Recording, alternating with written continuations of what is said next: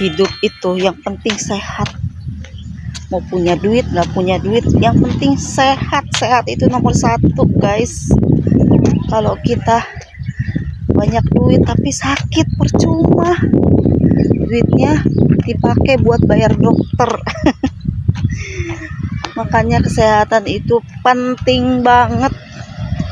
Mau kita kaya kayak miskin, tetap aja kesehatan itu nomor satu. Kalau badan sehat, setiap hari kita bisa ngelakuin apa aja, bener nggak?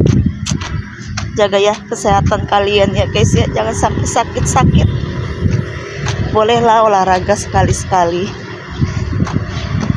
jangan terlalu banyak makan makanan yang berlemak, berminyak-minyak, makan makanan yang rebus-rebusan.